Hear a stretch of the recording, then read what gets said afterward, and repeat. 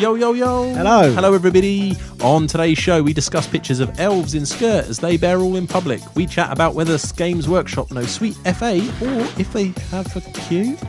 There's emails from a hobby hero, a terrain grandmaster, and we visit the topic of army display trays and ask the question, will we get bored? All this and more on today's Heelanhammer.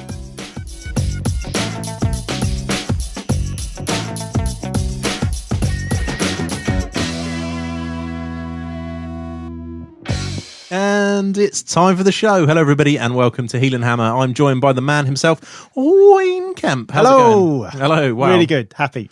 Considering how late it is at night, we're quite chirpy, aren't we? Yeah, we have done a lot of talking tonight, actually, before the show. We had quite a bit to cover and look at because Adepticon's been and gone. Just as we're recording this, we were looking at some of the great armies. Some fantastic stuff at Adepticon. Brilliant stuff. Yeah, I was quite impressed, and you were certainly on some of the pictures I was showing you. So, as always, we're sponsored by Odd Games, and I just want to briefly mention a couple of offers for them. Being that this is going out on the last day of the month, the April code won't be any good, but if you do happen to use it today, you can still use Yo April as the voucher, and it gives you a magnetic kit and some bits and pieces if they're still going. So, but the main one you want to look at is Yo May. That's all one word on the voucher. If you spend £60 or more, you get an extra 5% off. So for Games Workshop, that's 20% off GW prices. So pretty good if you've got a project on the go, if you've been inspired by recent events on the interwebs. Now, before we get into today's show, I just wanted to talk about something slightly sadder today. We got an email from one of our listeners. Now, just to give you a little bit of the story of this, I saw an email come in from a Saucy member sign up. And it said Jay McLaren on it. And I thought, oh, right, brilliant. James has emailed me for a sign-up. So I was just about to go reactivate his Saucy account because James was a listener who got in contact with me before we paused the show for a while. And I did a few interviews for him for a magazine. He was in the media. And I did a couple of interviews for him about wargaming. And we got chatting about Warriors of Chaos and some other bits. So I kind of had a little bit of a rapport with him. And so when I saw it, I thought, oh, great, he's picked the show back up. And then I looked at the email, clicked on it, and it wasn't from James McLaren. It was from his brother, Joe. And basically, this was what it said. It said, my brother, James McLaren, was a huge fan of the podcast. I think you may have chatted with him via email a couple of times for a couple of articles he wrote about Warhammer. He was best known as a Welsh music journalist at the BBC. He actually passed away last August in a road accident. He got me back into Warhammer after many years, a couple of Christmases ago, and your podcast was the first one he recommended to me. It was definitely his favourite. He was an avid listener and would have been just as thrilled as I am to see it return. The appeal of Warhammer for him was the social aspect as much as the hobby or the tactical challenge, and it's something we bonded over quite a bit after growing apart in our 20s. One particularly bittersweet thing for him was when the new Warriors of Chaos Army book came out that he'd been looking forward to, and knowing he wouldn't be around to grumble about them spoiling his old army build or be able to nick any of the filthy combo ideas off you and Wayne. Really just wanted to say thanks for contributing so much to the hobby that James really enjoyed. Many thanks indeed, Joe McLaren. So, sad news, Wayne. Very, very sad news. Yeah, it's what can you say, really? I mean, it's great that he enjoyed the show and he got a lot out of the hobby, and he's and obviously it was him and his brother bonded over it, so that's always a positive thing, and he's got positive memories from it as well. So, which is great. Yeah, but yeah, very sad news. There's not many emails I kind of read and sort of like makes me pause for a little bit. But I did, when I read that, I was kind of quite taken back by it, really, because it's being not that old myself. The people I normally know of that have passed away or whatever are people that are older than me, or in the 60s. It's odd to know anybody like that. I don't think in all the time I've been in the hobby, I can't recall anyone dying. No, not in the hobby and over here. And obviously as we get older, that will start happening. But so it's a bit of a shock. It is. So best wishes to all of his family, and sorry to hear the sad news. And we're just glad, I suppose, that he enjoyed listening to us at the point. And thanks for Joe for contacting us and sort of letting us know, and it's a really nice email. Definitely. Thanks for that, Joe, and sorry to hear the news. So on to lighter subject. It's time for this. Coming to you live from Portsmouth, this is the Heelanhammer Network News. Okay, so the news. And for the news, we've got a special guest with us today. We've got, returning to the show, Simon of Hoef. How you doing, mate? Hello, I'm all right, thank you. Well, it's really, his name's Simon Hyatt, but it happens to be very similar to Hoef, and I like the theme considering you are a long-term High Elf player. So welcome back to the show.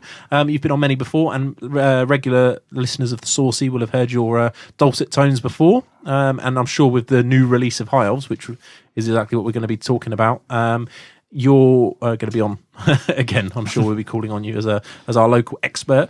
So most people have had the White Dwarf by now. We're not quite so lucky because we're recording before White Dwarfs come out, but we've seen obviously the pictures on the interwebs that have appeared. So what do you think, guys? Should we run through them, really? We've got pictures of... I'll run through the list for you, and you can tell me what your opinions are as we go. So we've got Shadow Warriors, what looks like some sort of handmaiden guard with bows, several characters, a flying chariot, and obviously the phoenixes. So should we start with the big monster being Warhammer and start with the phoenixes? I mean, what do you think, Wayne? I don't like them. You're not a fan? The ice one has got like kiddies' icicles on, like little star icicles all over it. It's just ridiculous. It looks like a kid's toy. Okay. No, it is. I mean, that is whoever come up with that idea. I mean, I'm not going to blame it on Trish because I don't know if she did it, but it probably was her. I'm pretty certain it was. Isn't there someone was telling me there's a picture in White Dwarf of Trish herself talking about monsters. So did she just have like a girly moment? She was, oh no, I'll put some little starry icicles all over it. That'll make it look pretty, and it'll go with my little girl's My Little Pony as well. It looked fantastic. What a load of rubbish. I actually thought it was more like Power Rangers than My Little Pony, but yeah, I could see my 4-year-old playing with it with his Batman. Pew, pew, pew, pew, pew, pew. It would have been brilliant. Anyway, it does that in the game apparently. And there's no like how flat. Oh no, it's Trish, you know, how flat it is, and it literally is. I mean, you could have that as a 3-piece model, literally. You know, the body with the head and stick 2 wings on it, and then you wouldn't. If it's got more bits than 3, I'll be surprised because it doesn't need it. I don't know, I might go with 5. But yeah, it's certainly one of the more... it's not as it's probably static, got a separate beak just to justify calling it a kit. I'm not as anti it as you. I think there's a particular shot I've seen of it where it's sort of down from underneath it almost, and it does look better from that angle. So I hope it's a bit more diverse. I think the top-down shots might make it look a little bit flat. But so I don't know. I think the decent paint job and some decent basing and maybe, I suppose it's not the same. You used to be able to bend metal. I don't know if plastics is easy to reposition. But... You've seen the Harry Potter films, haven't you? Yeah. You know when Fawkes comes to the rescue, the Phoenix, and he flies in, doesn't he, to give Harry the hat so he can pull the sword out of it, right? It looks like she's just watched that. When he comes in and he's just like flat and then he's flying towards it, it looks like she's just gone, I don't really know how to do a Phoenix. And she's watched that and gone, that'll do. Yeah, they glide everywhere. Yeah. I really thought you were lining me up for one of those. Yeah, and you've seen Harry Potter, yeah, and how that Phoenix goes in, nothing like that. It didn't quite work. Anyway, so Si, what do you think about this? As you're going to be one of the people who's going to need one, presumably. I need one. Yeah, well, everyone's going to have one. Yeah. I'm not as quite anti it as Wayne. I think there's some potential. Careful, you're going to upset all the higher people. But I got to be honest, I think when you compare it to the rest of what's been released, I think they're quite underwhelming, very static. They don't have much of the sort of grace or anything. It's just a big red eagle gliding along. Yeah. No. Yeah, I suppose that's one way of looking at it. He's better at sitting on the fence than you are. Yeah. Well, we're all into this hobby. What do you think of it, Dan? What do I think of it? Don't hold back. I think that it's not one of my favourite pieces in the collection. Dear God. I think that... but again, you two should be politicians. Yeah, maybe I've missed my calling, but I don't know.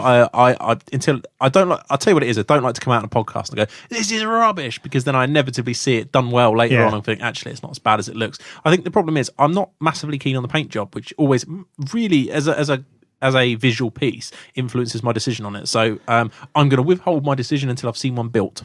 There you go. How'd you like those beans? I probably could have guessed at your answer. Yeah, you probably could have. So let's move it along then. Shadow Warriors. Simon? I like the rider, though. I'll just say the rider's very nice. I agree. He is good. I don't know whether you can take it and use it in other things until we see the kit, because the new kits have been so good at that, haven't they, with spare pieces on extra it. bits. We might get a lot of people where they buy, they'll have like the Phoenix that's on its own and they'll stick the rider on an eagle. Yeah, that's true. What about the Shadow Warriors then, Si? Big fan or not? I'm quite a big fan of these. I think they've got that right sort of, it's still a high elf, but they're quite clearly not part of the same with everything else. They've got that sort of Nagaraith, darker style to them. Yeah. I think they're some of the best things that were released with this. I quite like them. They do almost look like dark elves to a point, don't they? Yeah, absolutely. Yeah, I think they're actually the best out of all the releases. I like pretty much all the rest of the stuff apart from the Phoenix, and I think the Shadow Warriors are the best. I think they're fantastic models. I think you will get a lot of dark elf players getting them as well, just to use, maybe put crossbows on them just to, the variant on their models. Well, cheaper shade models for a Yeah, start. absolutely, yeah. I don't know as well, because they got cloaks, the Shadow Warriors. I think they have, haven't they? So I don't know if they're detachable in the same way as Dark Elf ones, so you can just swap them. Stick the old, stick the scaly ones on the back, job done. No, actually, yeah. But we'll bring some pictures up while we're talking. yeah, they have got cloaks. They've got cloaks. Yeah, So they've whether got cloaks, I don't know how detachable, but you'd imagine on a plastic model they're probably not moulded. I don't know. Maybe they are. I mean, if you could just stick different heads on them, if you just had like the Dark Elf heads, and then put a crossbow in their hand, and then you've got the sword. So take the bow off, put the crossbow in there, and then they've got the sword. That's it. That's your shades. Quick job. Yeah, Jobs are good engaged. Kit Basham for the win. Kit Basham, yeah. Good. What about the Maiden Guard things then, guys? Like it? Not like it? I do like them. I'm not really sure what's going on with the bows. Obviously, we'll have to wait and see what the rules are going to be for that. Because they kind of look like blue flame. Yeah, they do look flaming, don't they? Wonder if they'd be like Mind you, they walk fire. Yeah, They're not real flame. Special magical flame. that doesn't burn. They're called fire, but they're not actually flaming. Yeah, that one kind of thing. But yeah, so... But they're blue. They're like blue flame. So is it flame or is it some kind of frost attack? Don't know. What about you, Si? Like it as a high off player? Like the design? Yeah, I like these ones a lot. And then it's quite nice for me as well, because at the moment I'm working on an Avalon army and I've got all the old Maiden Guard models. So having these as well as an extra thing to add, I think they'll go really quite well with what's already there. But the only thing I'm not sure is that blue fire on the bows, which seems quite odd that these people are supposed to be in this sort of very woody environment, and it's all about nature and that's who they're protecting, etc. Why have you got fire? So it'd be like Wood Elves turning up with braziers. Yeah, flaming attack on everything. That's how they're going to justify it. That's why it's blue flame. Why is that? Because it's not flaming. It doesn't affect trees. No. It's some sort of like... Yeah. There you go. I like it. It's fairy dust. Yeah. Works for me. Come for a portal. Talking of fairy dust, let's talk about the chariot. Yeah, let's talk about the chariot. Yeah, come on then. This one's been all over Twitter with some discussion, and obviously the Warhammer forum. I happened to do the silly thing you should never do on the Warhammer forum and click on the fantasy section and read a 12-page rant about something. And I happened to do it. An entire page, or maybe even two, it's probably gone on since then, was dedicated to the discussion of whether this particular chariot is kind of realistic, if that makes sense, if the concept works. Yeah. You're only playing a fantasy game, aren't you? Because wizards are real, aren't they? Exactly, them dragons that are flying next to it. Yeah. You see people get dwellers every day of the week, don't you? So I'm going to stick my neck out here. I think I like it. The only thing I don't like is I've seen some pictures from the White Dwarfs that's due out, and when they're all on the board together, if there's a couple of them, I'm not sure. Like if you look at the picture, I like it, but on the battlefield, with it being quite high, if you've got another one next to it that's quite high as well, there's this picture that I've seen on kicking around the web, and there's like they're obviously in a battle report or something, and there's a couple of them all in a row, and it just looks a bit odd, looks a bit 40k-ish, with all the flyers. And I just hope we don't end up with a Warhammer game that eventually looks like that. So, but the actual model itself, I've been really impressed with. I thought it looked quite nice, especially the guy on it again. I think the design of it for the plastic kit is brilliant. I mean, the work they're doing in Workshop at the moment with the way they're designing these kits, how they go together, and I bet obviously we haven't seen the kit yet, but I bet it's amazing the way it all slots together, because they're so perfect now, aren't they? There's no like them or not, generally, as in the artistic direction, you can't help but admire the actual absolutely construction of it. Yeah, they're fantastically well made. I really like it. I think it's a great model. Really, really, really like it. And it's something different. And when we talked earlier, I wanted a new unit for the High Elves, because I thought they needed something different, and I think that's filled it. Because you can give them another infantry unit, but they've got plenty of those. So, and obviously not giving them monstrous cavalry, and so give them something different. I like them. Be good. I'm really interested to see how the rules go with them. Good, because they won't have impact hits, will they? I don't think they'll have impact. Well, I think they'd be odd. I think that. Well, they whack the rudders against people as they fly into the just whack them over the head as they fly. Yeah, I don't really get the rudder, but it's a magical rudder, man. It's quite obvious, it's a magical rudder. Yeah, maybe they fly through portals. Portal opens out, boom, and then you just like deep strike them like in 40k. I actually was tweeting about that, and somebody did tweet me back saying that's where they come from. Obviously, it was a portal. I was like, spot on, boy. Yeah, just exactly it. What about you then, Si, as a high elf player? Yep, I like this one. You compare that to the Phoenix, and you can see that it has got some nice curves. It has a bit more movement in it with the eagle and the chariot being at different heights, and the hero is excellent. And I think you'll see a lot of people using him as their noble on foot or something else, even as a unit filler for Seaguard or something. Do you think that's the strange thing you were saying about the movement, where you've got like how good the movement is on that? What is it actually called? Is it a Sky Chariot? It is Sky something, isn't it? I don't know, because we haven't seen White Dwarf at this point, so I couldn't tell you what it's called, but Sky something, I think. Well, when you look at the movement on it, because it looks fantastic, the Eagle, I think, is particularly good. It looks really, really great. And then when you compare it to the Phoenix, as you're saying, there's no real movement in the Phoenix. It's just... Well, not from the shots. I mean, don't know. Well, it just looks like like if you had a badge and it would be flat and it would be like a symbol and it'd be flat. It kind of looks like that. It looks like if you was I reckon if you was to hold it up, just facing towards you, like flat, it just looks like a symbol rather than a model. It reminds me, I don't know if we've ever covered this story on the show. So this is a random diversion, but I'm conscious we're running out of time on this segment. I'm going to tell you about it anyway. There's tournament travel buddy Russ Veal, who long-time listeners will know, was telling me when he used to work in Games Workshop, they used to have this problem with little kiddies using really unpainted models and things. So they told them they would road test them. And apologies if I've got this story, Chinese Whispers got it wrong, but basically they would tell them, they would pick these rubbish models up and they would tell them if they could survive the road test, they're allowed to be used in the shop. So they would take them outside the shop and there was a set of traffic lights and they would put the model on the traffic light while it was red, and when it went green, if it didn't get crushed by the oncoming traffic, they could use it in the shop. And the reason that story ties in is I could just imagine this model looks like it's been road tested. Do you know what I mean? It looks like someone's run over the back of it. But yeah, that story always makes me chuckle. We were joking about it on Twitter about doing it for the South Coast GT. Anyone turn up with a model that looks slightly dodgy, we'll take it out and put it on the roundabout outside the venue, and if maybe that's how Trish did it. Play. She actually, she finished the finished model was really, really cool, and they said, let's road test it. And then an Arctic lorry went straight over it. And then she picked it up and she went, do you know what? I quite like that. I'll tell you what, there's a lot of models that have passed the road test, surprisingly, then, aren't there? So, anyway, we're diverting. So, the Flying Chariot. Have you seen much about the rules side? Do you think it's going to be good? Are you looking forward to seeing what this does? I'm slightly worried rules-wise, with chariots being generally with elves toughness 4, not having the greatest armor save. Tyrannok chariots, in the current book anyway, would only be 1 less movement, and you'd imagine significantly cheaper. And if it's a chariot and it can't march, it can only move 10 inches, and it's not shooting a fire thrower like the Tzinch ones, it's only a bolt thrower apparently, and then some rumours a weaker bolt thrower at that. I'm not sure how effective game-wise it's going to be, but we'll see. Good. I'm looking forward to getting the White Dwarf, actually, read the battle report. Maybe, actually, they've been pretty good at not saying too many rules in the battle report, but I don't know, be worth a bit of a read. But yeah, I'm looking forward to them. I'll tell you what, if it is like a full-on bolt thrower, I like the idea of one each on the flanks, pew-pewing people as they come down, moving, but I suppose it's only 10 inches, but it's doable, isn't it?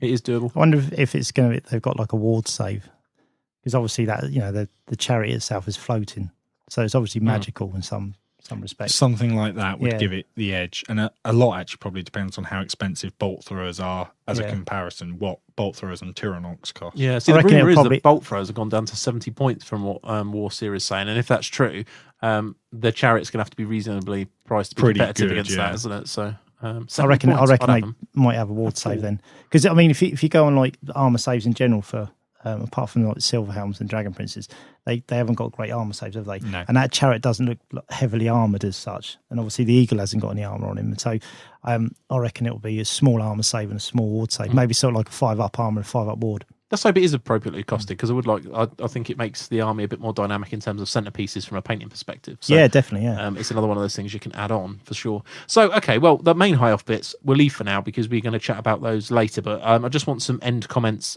say later on probably the next show. Actually, we'll give our first thoughts. We might even get Simon back to chat to us about that. But what are you quite excited for the release as a whole, Simon, as a high off player? I'm extremely excited about the release. I think the book got very, very tired in 8th edition. Half of it was White Lions.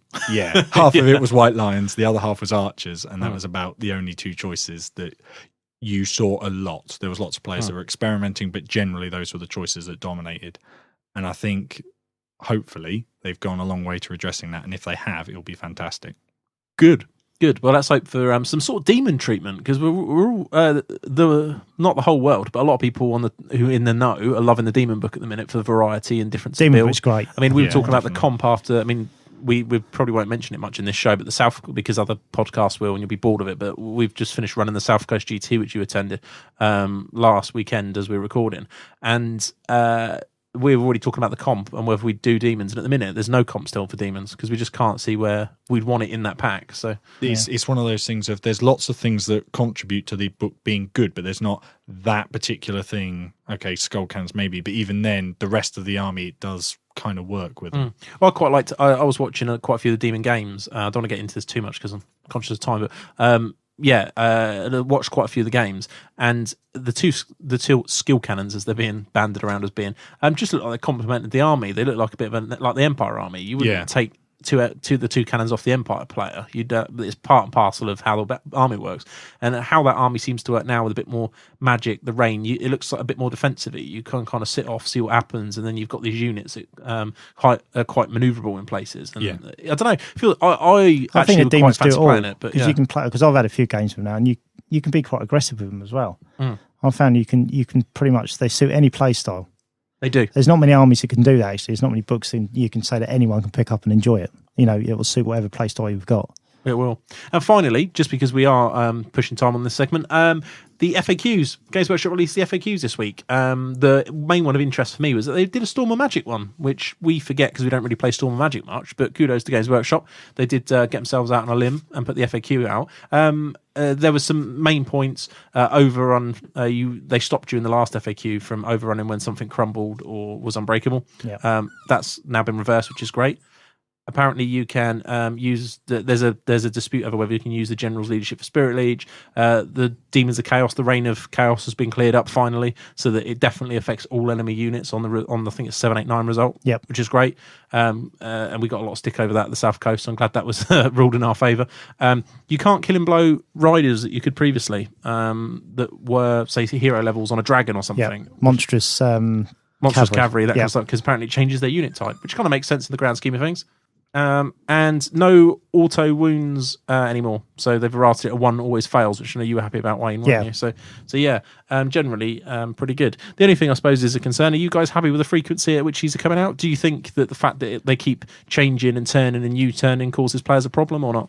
I think it sometimes causes arguments when you're in a tournament. Someone says, I know it's in the FAQ. And you're like, yeah, I know it's in the FAQ, but it was something different. And it does slow down the game. It'd be nice if they could get them out quicker, but I'm still thankful they're doing them at all sometimes. I'm just glad they're doing them, to be honest, because there was a time when they weren't really interested in FAQs and it just didn't happen. Whereas now at least they're addressing it. And I suppose the real refreshing thing is with the crumble, because they, originally, even though it affects like playing with the Skaven for me, because if the Skaven slaves, for example, are destroyed and there's no overrun because obviously they just explode on the spot. Even though that's changed back to what it used to be, now they can get destroyed and then they can overrun. But at least Workshop are making positive decisions to the point where they think overall this isn't a very sensible rule. Maybe it just doesn't work very well in their eyes, and they've had the sense to change it.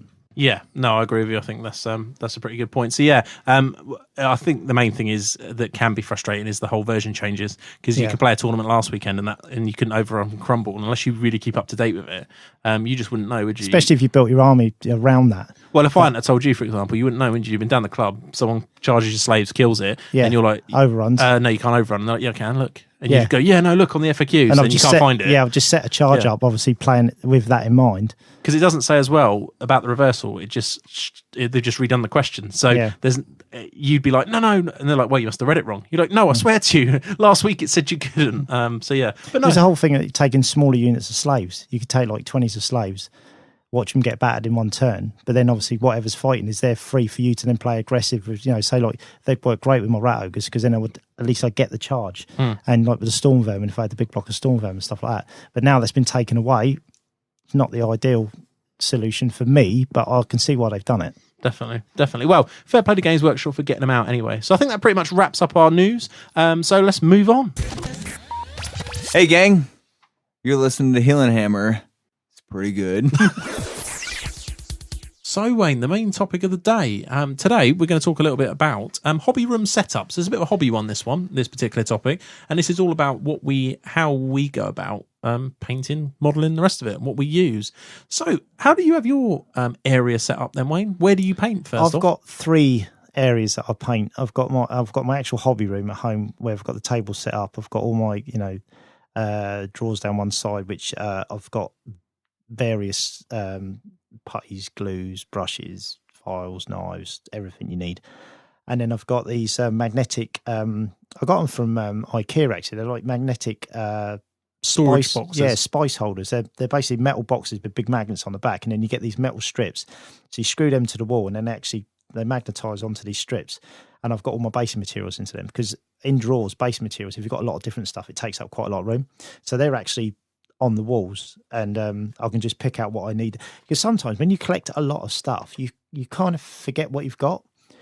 And because the tops of these containers are all clear, so you can see everything. So because everything's like just in front of me on display, I'm kind of aware of everything I've got. Because I had before where I've bought stuff in the past, put it away for a project, and then you move stuff around, and then 6 months later you find it and you're like, oh, that's where it is. Well, I don't have that problem anymore. So and then I will paint up there when I'm in the house on my own. So if like say I've got a day off, kids are at school, my missus at university, and I'll do some painting upstairs. If it's like in the evening and she's doing some uni work, I'll paint downstairs on the sort of dining room table, because that way we still get to talk. We're not kind of in separate rooms. But my favourite place to paint is at work, because one of the places that I work, the lighting in there is brilliant. It's just like daylight. I don't know what kind of lighting it is, but it's fantastic. And a lot of my nicest models that I've done that I'm happiest with, I've painted there. Brilliant. And that's a really basic setup, because I just take in the bare minimum what I need: paints, brushes, and a water pot, obviously, and that's it. Do you use when you sit at your desk at home and in your room? What lights do you use there? Do you just use whatever the room light is? Or I've got a window right next to where I sit, so obviously there's a lot of natural light there, and I've got a lamp set up with a daylight bulb. Oh, right, brilliant. For when I need it. I don't like. I must admit, I don't really like painting under lamplight, because no matter how good your setup is, it never looks right the next day. When you see it in natural light, it always looks. Because sometimes you can paint stuff and you think, oh yeah, really happy with that, it looks great. You see it the next day and it's a bit of a letdown. I used to really, really stress about this. I would never paint under a lamp. I'd always have to paint in daylight hours by a window. And then I realised majority of the time with the kind of thing we do, you never see anything in daylight. It's all under fluorescent light at venues. Yeah. So I stopped worrying about it so much now. I mean, we're sitting under 3 spotlights, and I've got a lamp to the right of me, which I tend to use. But especially when I'm base coating these days, I try not to worry myself about it, because you won't see it from 2 foot away, and you generally, if you picked your palette, and it depends. I suppose it depends what kind of highlighting you want to do. If you're doing very gentle blending or something, you probably still do want some sort of daylight bulb or something. But if you're sort of army painting, I don't know these days whether it matters too much or not with the kind of tools we've got available. Do you remember when I painted that I converted that Zench Herald on a disc, and I painted that in evening of about 3 or 4 nights in under lamplight, and then I actually showed it to you. We met up at the school. We were sorting some stuff out from the tournament, and I brought it with me, and I showed you it. And we was out. It was in a car park, wasn't we? Yeah. And it was in daylight, and it didn't look very good at all. But when I sort of finished it painting that night, I thought, it's one of the best models I've ever done.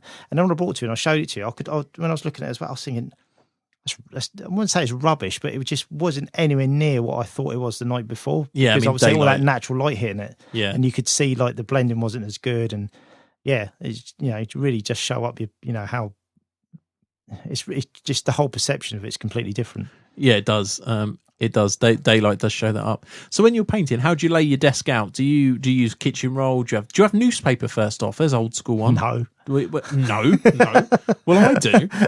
So when you were growing up and you were doing it when you were younger, I'm making shapes with my hands. Yeah, I'm painting there. Bit of green, bit of blue, bit of yellow. When you did it when you were younger, were you ever told by your parents? Got me bright yellow poncho on just so I don't get no paint on myself. That's it. Yeah, PPE, mate, personal protective equipment. So when you were younger, did your mum and dad used to tell you to have newspaper or anything on or not? No newspaper on. Yeah, wear it. Well, no, at your painting table, not on you. No, how old was I when I started painting? I was about 10, I think. Yeah, I think it was about 10, 11. And my bedroom was quite small. My dad made me a table that basically was on a piano hinge that swung down from the wall.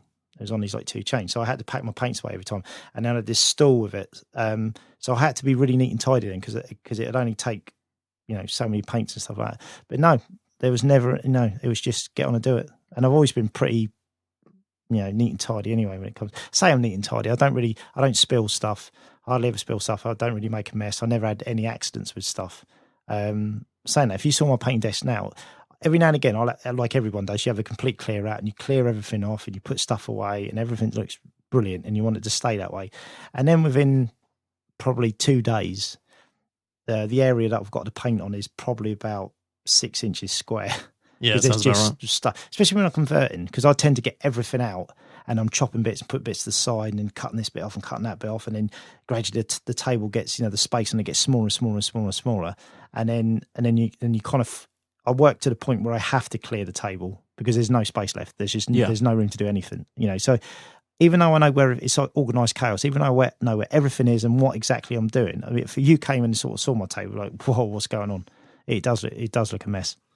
I had one for years that used to look like that. I think years ago when I started, I had when black wood, like black veneered furniture was in vogue. I had like a black veneered desk, and I had a little bit of newspaper. I was always told you have to put newspaper, because I started painting at the dining room table because I didn't have a desk. This was when I was probably 12, something along those lines. And I shared a room with my brothers, and there was no room for a painting table, so to paint on the dining room table. So I had newspaper there, and I've kind of always kept it. I mean, we're sitting now next to a painting tray that I use, which we'll talk about in a minute, and it's still got newspaper on it. And there's no reason to have newspaper. It's just I have it through habit. Tradition. Yeah, the only thing I do get in places, if I'm using a lot of washes and literally slapping it on, which doesn't happen much these days, I find that I will get it in places. And also, you can see the desk that I'm sitting on at the minute. I used to paint on this, and it's got bits of hard green stuff and super glue all along the side of it, where you just miss bits and bobs. So I'm not the tidiest, but I also could. I mean, I don't really paint on the desk, if that makes sense. I paint off the desk, holding it in my hands in front of me. So, but I still use newspaper, oddly enough. And years ago, that desk used to have one bit of newspaper. I probably used to have 2 or 3 bits of newspaper, quite a wide area. And then I would have whatever I was working on at the time. So it might have been Necromunda Ratskins or whatever was popular back then. And then I would have, say, my Wood Elves being worked on, a bit of 40k or Epic or Warhammer Quest, probably all of them at that particular stage. I was into sort of multiple different ranges that Games Workshop did. And that's how that started. One thing I've always done, I started off with a tile. Don't know how many people use that, but I used an old gloss tile. Yep. Had one of those. So I'd always have a gloss sort of mixing palette to my left, which would be a big tile. Then I would have a piece of folded kitchen paper, which is, so I'd come out of the pot onto the palette, and any excess that was on the brush I used to wipe on the piece of kitchen towel. And then I'd have another piece of kitchen towel, which is for when I wash the brush to just like dry, basically. And it's how I've always painted. I mean, we got the tray sitting next to us, and it's the same thing. I've got now a palette with lots of holes in. I buy cheap from an art supplier. See, that's a lot more organised than I am. Yeah, because I paint on a plate.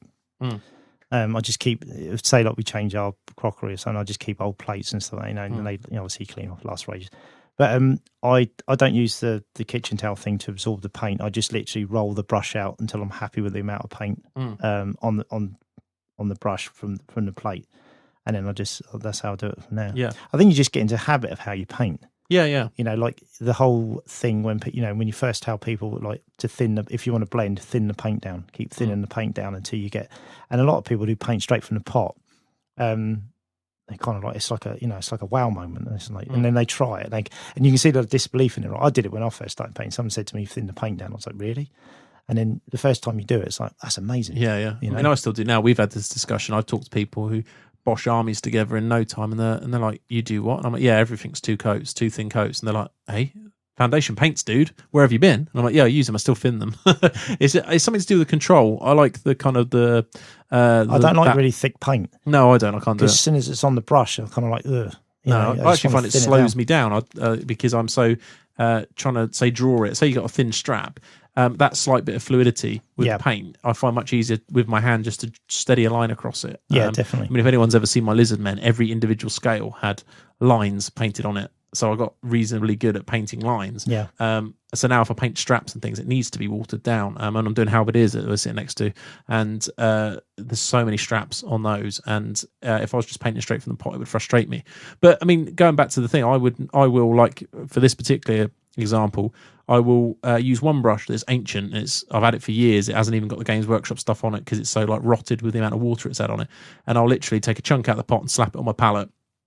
A little bit of water to water it down, depending on what I'm doing. If it's blending or something, it'd be very watered down, or if it's just base coating, it'd be to a consistency that's hard to describe. People used to use the old like milk, not quite that thin probably these days, but to make it cover in two. Depends on the colour as well, because Yeah. some colours have just got a lot more pigment in them, and you have to water them down a bit more. Others, not so much. So No, that's it. And then I will then take my decent brush. So we'll get onto brushes in a sec, but say my size 2 Winsor & Newton Series 7, and paint the majority of the model with that, and I'll take it out of there, do it. Now, the only bits I've got the kitchen towel for is for the brush that, if you imagine, I've just blobbed a load of paint straight on a palette, it's now got some excess paint on it, and I don't want to stick all that paint into the paint water because it will tint the colour of the paint water. Yeah. So I'll generally wipe the excess off on the middle piece of kitchen towel, rattle it around in your tea, or hopefully you've missed your tea and you've put it in your water, and then use the other bit of kitchen towel to dry that off, and that just sits to the side while I paint. See the whole, when you accidentally you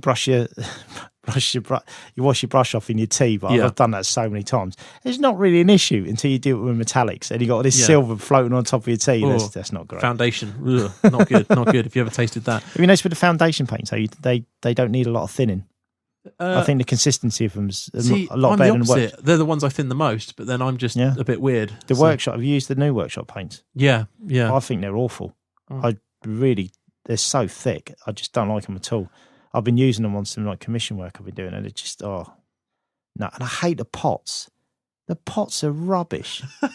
Go, Wayne. You go. They are rubbish. Like the foundry. You remember like the original? Oh, hold on. We've got a segment for this. Okay, can everybody just calm down? Rant of the week. Go for it. Right, original Games Workshop pots, the flip pots. I know they used to break, and and like the hinge bit would break, right? But there's never been a better design than them. They are, in my opinion, they are the best design ever. Workshop have gone through 4 different pot designs. Foundry is still using those really old pots, and they're still the best by a mile. And Workshop's pots just get worse. It's almost like they got some bloke's going to go, do you know, how can I come up with a really rubbish design and put less paint in it, make it thicker so it dries out quicker, so you got to spend twice as much over. I mean, my original set of Foundry paints, I've had them for over 12, 13 years, and there's paints in there that are just as good as the day I bought them. They're brilliant. If they were Workshop paints, They don't make paints like no, they used to. Back in the good old days, right. The Workshop ones. If you get a Workshop paint that's like 5 years old, if you could get one, like it will be dead. It will be completely dry and had it. And they're just rubbish. They're just I've had my bit. You've had your say. Okay. Well, I don't care about the pots normally because I never paint from the pot. It's always withdrawn onto a palette, so that doesn't really bother me. But I do understand what you're saying. No, but they don't keep the paint. No. That's what gets me. They don't. It's almost like they're designed to not keep the shelf. And from a business point, because I know people say, "Oh yeah, I don't want to sell more paint." I get that. I understand that. But Foundry have never done. I know I bang on about Foundry paints, but or P3, they got the same pots. Foundry, P3. Is there any others? There probably are a few others. Cote d'Arms. Cote d'Arms use those pots, So there's 3 really good paint companies that all use that pot. Are you listening, Workshop? Get with the program. I've had the drying out issue, admittedly. I did it just literally from a break of when did we stop doing the show? August. So say I stopped painting about July last year or August. I hadn't picked a paintbrush up for 6 months. Yeah. Some of the paints I was using had dried out in that time, which is, I suppose, a little bit sad. But generally, I don't really have problems with Games Workshop. I use some GW stuff. I use some Foundry, but I do, like you, I'm a big Foundry fan. The postage aside, they're the best things that I've ever used, and I'll probably carry on using them. But there's a lot of stuff out there now. People don't have to use the GW stuff, but I still, out of habit, especially the washes and things, I still use them. Yeah. It's just convenient. The washes I do use, I mean, they're, because of the range of washes they got, they're great. But you don't have an issue with them drying out? No, not at all. Or I haven't found that yet. They probably will do, but I haven't found that yet. No. Because they tend to get used quite quickly, don't they? A lot of the washes that you use. It was good to see down the club, actually. I popped into the club last Thursday, and Simon Hyatt was a guy I mentioned earlier, plays High Elves. He was painting, and he's converting over to Foundry paints. He was using a lot of Foundry paints. And Lewis down at Club, he's gone over to Foundry paints as well. So the people are seeing the light. It's good. Yeah, definitely. So we mentioned it earlier. Then let's move on to brushes. I use a Winsor and Newton Series 7, which was the cool man's choice not too many years ago, and they're still by far the best brushes I've ever used. What about yourself? I use that for all my highlighting and detail work. And for all my base colours, I use just cheap sable brushes and workshop brushes, really. And for the bigger brushes, like the wash brush, I use the workshop wash brush. That's really good for big areas. Because when you water and paint down, a lot of the time the paint's going into, I think it's called the finial, which is obviously the metal part. Yeah. And I don't, when I'm doing sort of, but because you tend to be a bit rougher with your brushes when you're doing base colours and stuff like that, bit more heavy-handed and kind of not really taken. I don't show them as so much respect. But then when I'm doing all the highlighting and the nice work, I use the Windsors, the Series 7 for those. Yeah, I use the Series 7 for pretty much everything. Again, because I'm sort of a bit picky with.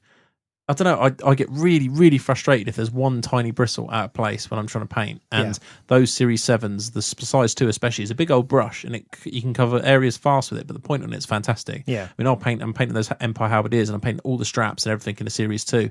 And probably when I highlight, I'll still use the 2 for the first highlight because it is really nice. So I can't recommend those enough, actually.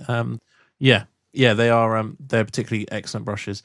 And the only thing I would say about them is there's two types. There's these ones are basically watercolor brushes. Don't get the miniature range because the miniature ones have just got a smaller tip and they don't hold quite as much quite as much paint. Yeah. The normal watercolor ones are perfect size for it, really.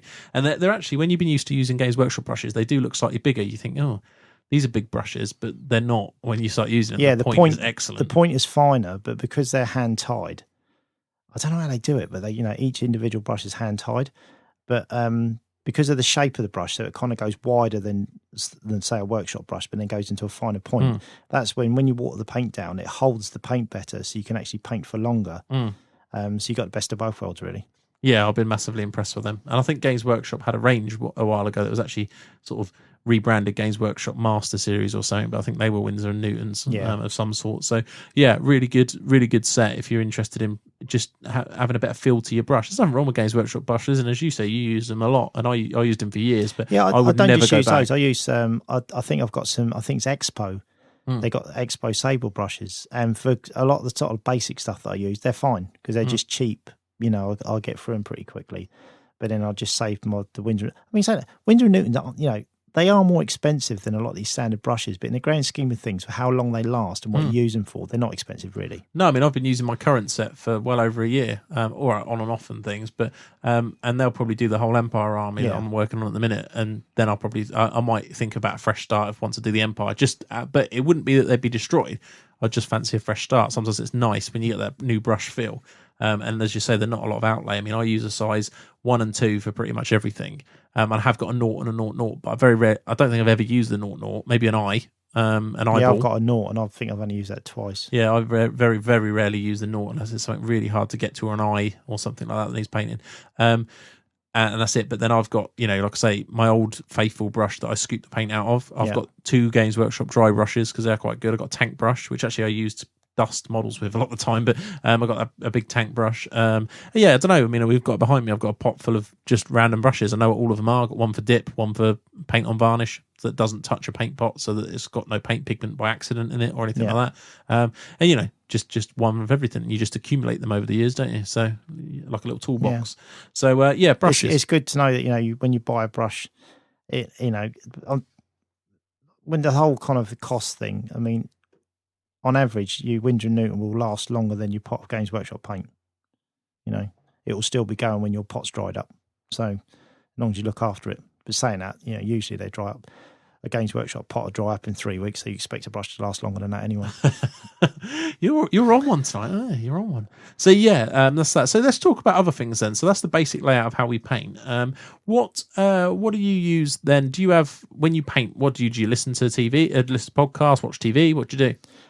A lot of the time I paint in silence, which sounds a bit weird because I think it's just a lot of time. If I remember to put a radio on, I'll have the radio on. But sometimes I'll sort of grab the moment to paint, and I'll start painting, and I just won't think about putting something on. And then once I'm kind of, like you do, you kind of, when you paint, you get kind of lost in what you're doing, don't you? You kind of zone in on what you're doing, and then I'm not really aware of what's going on around me anyway.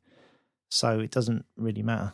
No, I mean, I go through phases of wanting to watch something, but like you, I find it sometimes nice. I mean, anybody who's got kids and missuses and busy houses and lives will appreciate the fact that it's quite nice sometimes just to do your own thing and not do anything and not hear anything. So I do that. But if I'm doing, say, in my morning sessions where I do my hour before work, I put something on, whether it's the Formula One, like I was watching the Formula One this morning, and I listen to a lot of the interviews and things I don't have to keep my eye on, or podcasts. But again, it depends. You can't always listen to those all the time, but they're quite good to do. But yeah, just mix it up a bit. Netflix is good. Watching a lot of rubbish. I've been watching Doctor Who repeats just because I fancied it, because I don't have to concentrate on it. Yeah, I mean, if I'm painting downstairs, the TV's usually on. So there's always something in the background going on. So I do that. And if I'm painting at work, there's always a radio on at work. So, it depends. That's probably why when I'm painting upstairs, when I'm in the house of my own, I'm upstairs and I'm painting, that's probably why I don't have anything on. It's quiet because it's probably the only time I'm actually painting in silence. And it's quite nice. Yeah, I know. I can definitely see that. So do you, you mentioned before you sometimes sitting there with your missus while she's watching TV. Do you talk to her or not? Oh, yeah. We're just, I mean, say like she's doing some uni work or she's watching something that I'm just not into. And then I'm doing a bit of painting, but we just chat because literally we've got quite a big front room, so we've got like the table in there, and then we've got like a couple of sofas and stuff, and we can we're not far from each other, and we just sort of chatting as I'm painting, and so because if I went upstairs, we for like a couple of hours, well you wouldn't see each other, would you? No. So. No, that's so the hobby doesn't get in the way of us chatting and this, that, and the other. And I don't paint many nights downstairs anyway, because there's, like you said earlier, with families and stuff, there's always stuff going on or stuff you've got to get on with and get done. So yeah, I don't tend to paint at all in the lounge, mainly because I haven't got a desk in there. But one thing I do, which Wayne's sitting not far from actually, is I've got a little board that my missus bought me. It's got a little light on it, and it's got like a cushion underneath it. It's like a plastic board with a little cup holder, and I think it's designed for, I don't know, being able to do your work or having your laptop on, or even having your dinner on it.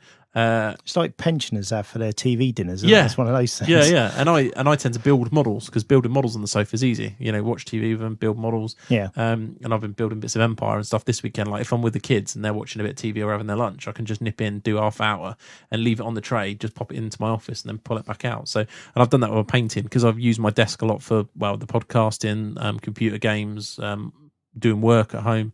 I have my painting now on another tray. So it's just two trays, one for building, one for painting, and I just exchange them around. So, and that's been pretty useful. But again, I don't tend to massively socialise with it because I can't really concentrate. But the cleaning up of models, which I hate doing, I don't mind doing in front of the TV. So, so that's good news. I mean, I've seen lots of different painting setups over the years, and it always, some of them you look at and you think, oh, I'm well jealous of that. That looks awesome.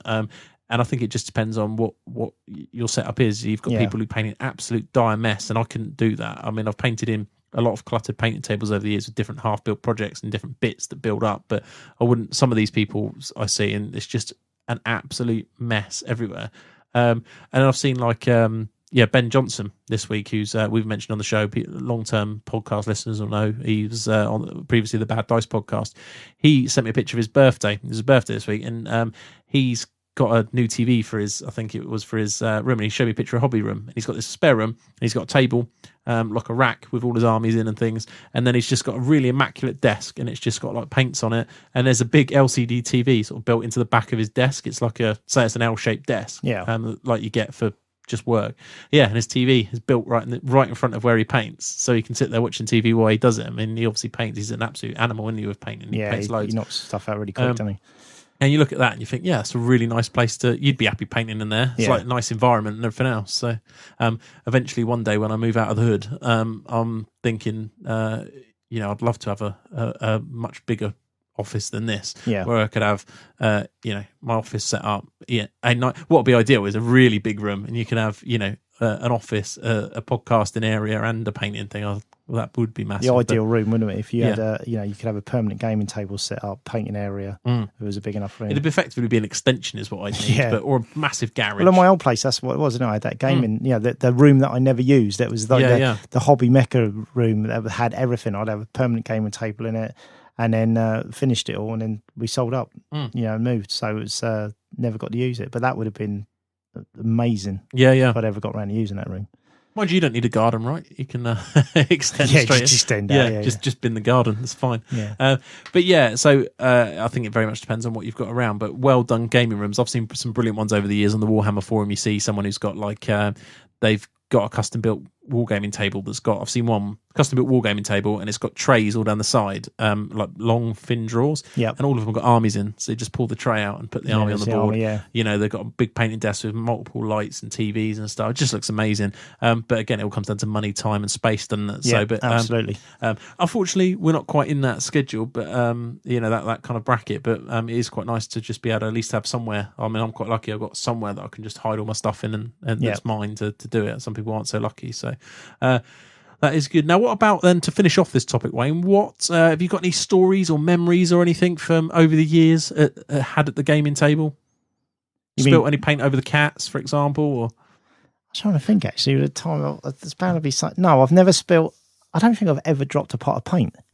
I've done 2, and I remember it vividly. But that's obviously 2 in what? How many years I've been doing this? I was 12. Don't know, a long time. And I've spilt 2 pots. One when I first started, which probably is why I got newspaper thrown in me. And then one literally a couple of weeks ago, I did it. Just Games Workshop pot. It wasn't shut properly. It didn't clip properly at the back, so I picked it up to try and clip it. And I don't know what I did, but I basically crushed it, and it just flew open. Have you noticed you got to look at them pots as well, because you can clip them down. They clip at the front, but they don't clip at the back, and then you got to press the back down. So that's another rubbish design. Yeah, it was. I know what it was. It was a bottle of one of the new glazes. That exact thing happened. The back didn't go down, so I went to clip it, and it slipped out my hand, I think, and hit. Do you the think deck. that's deliberate? The front clips, the back doesn't clip unless you actually look at it. So to let the air in to dry the paint out. It's like it's deliberate. Tonight on the X-Files, it's Wayne Kemp and Games Workshop. I'll tell you what I did do one time, right? Yeah. I did a damsel, Bretonian damsel, and the guy that was painting for it, he wanted it done like a Barbie doll, basically. He wanted long blonde hair, pink dress, all this, right? I spent ages on this model, right? I clocked out, I don't know, 25 hours on it or something like that, right? So absolutely, at the time when I painted it, I was like really pleased with it. I thought, yeah, that's as best as I can possibly do, and I was really, really happy with it. And the flat that I lived in at the time, I had this kind of like a conservatory on the back of it. So I took the model out and I thought, right, I'll varnish it. And I used to have this bad habit where I used to leave the tops off my sprays, which I don't do anymore after this incident. And I picked up this spray, assuming it was the varnish, put the model on it. I had like this other can with the model was on, so I could hold the can with the model aloft it and just sprayed it, and it was black spray. And I went straight across the face of this model, and I felt like crying actually. But yeah, and I just put it down. And literally one side of it was just immaculate, and then the other side of it was just black. It looked like I painted one side of the model and left it. Yeah, that's the worst thing I've ever done. That wasn't good at all. See, I've not really got any. The worst I've ever had is things like dip models cracking and things like that. I've never had anything that's really wrecked me, other than, as I say, that.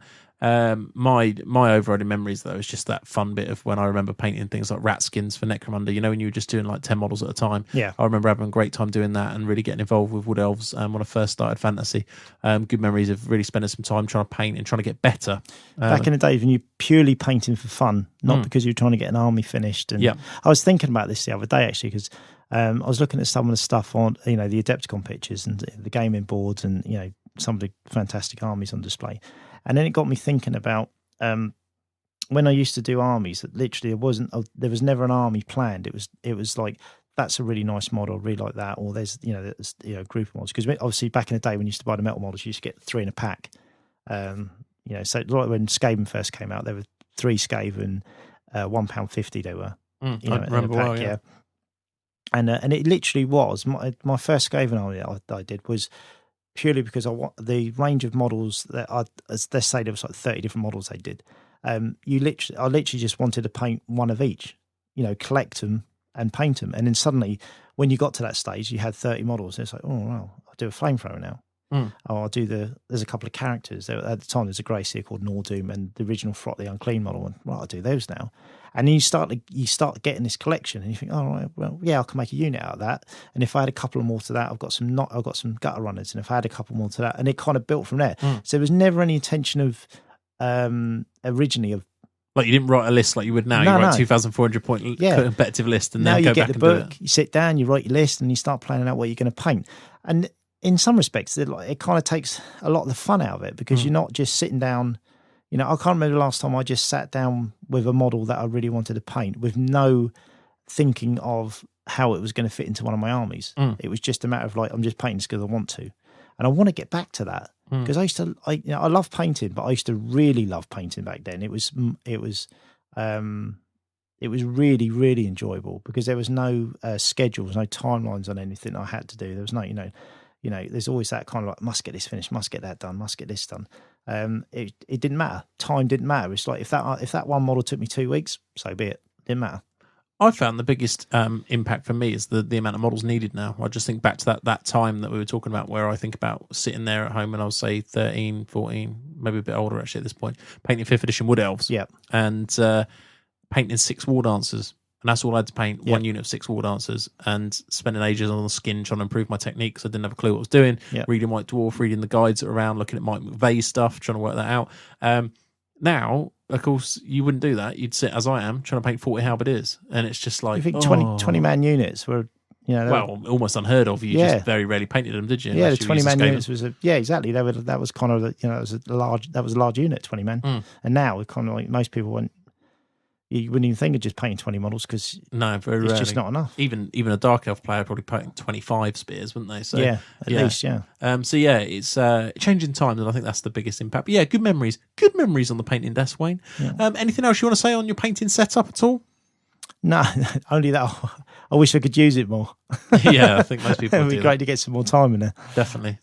Well, there you go, painting setups. Hopefully that's been some sort of information or just prompted you to have a think about yours. But really, it's a very personal thing, isn't it, how you paint. But I always get invigorated having a look at other people's setups and thinking, wow, that looks cool. Or, a bit like we do with podcasting gear, I can look at someone's podcasting setup and be like, oh, yeah, that looks good when it's all nice and clean and pristine and well done. And it's a little bit like that with painting setups. It does look good sometimes when you see it. It looks organised. I must admit, I've always been interested in sort of like, if you did the whole painting sessions where you paint with other painters just to see how they go about things. Because sometimes when you're kind of painting, you probably don't realise some of the stuff that you do because it's just habit and, routine of what you do. Like me and you have never done any painting together, have we? So we kind of don't know. I think we built some models once, didn't we? But that was it. Yeah. Well, we did some scenery. You built my models for me because I was a bit of a special boy. Well, we did scenery down the club once, didn't we? But that was just boshing stuff out really, really quick. But yeah, it'd be interesting to see what the difference is because you just off this conversation, you come across as like very, very much more structured and organised as a painter than I am, and you've got a set routine of how you do things and you stick to that. I'm a bit more chaotic, I mean, probably the way I paint would infuriate you because I tend to just kind of get distracted really easy and just flit around and change. And even the way I'm painting stuff can change as I'm painting the model. But you seem to be a lot more structured in the way you do things. Yeah, I tend to have an idea and then just see it through, and then worry about it for the next one. I quite like. I've enjoyed painting the most in one of two ways. One, I'm painting something for pure fun. It's a single model. But what I never like is not knowing. So, for example, I've got 2 character models for Empire. Now, a lot of people would think, oh yeah, painting the character model is quite fun.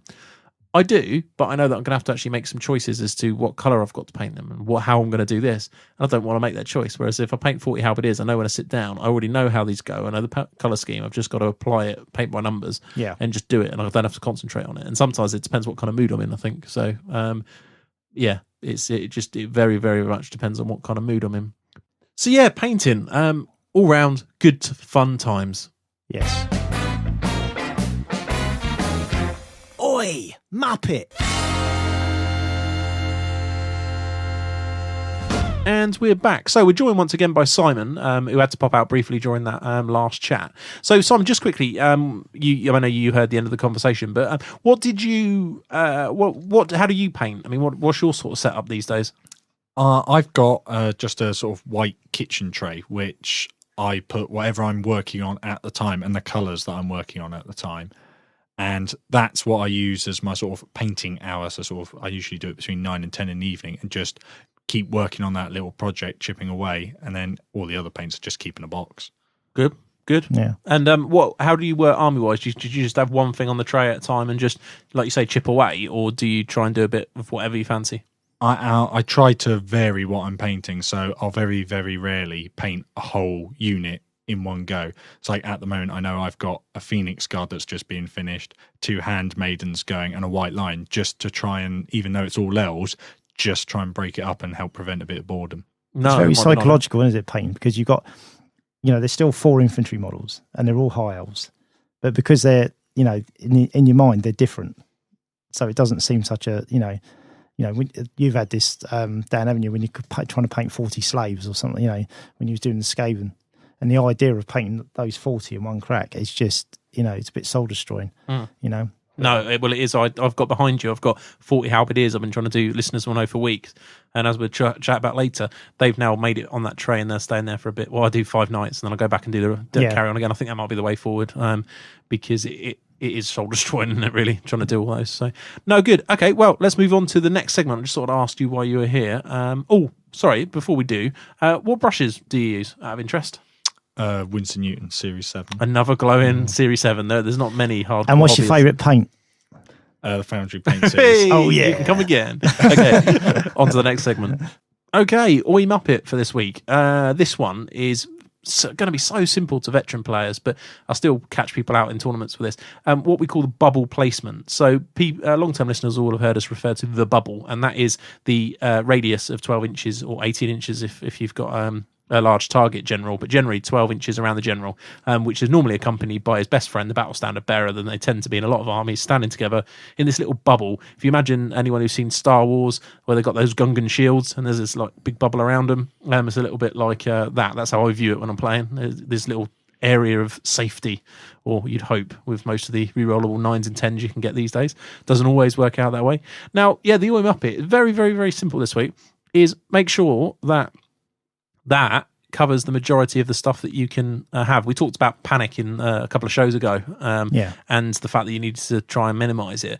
But at the same point, if you know you're going to have to take some tests, and there's a really important unit in there, you don't want them to be outside.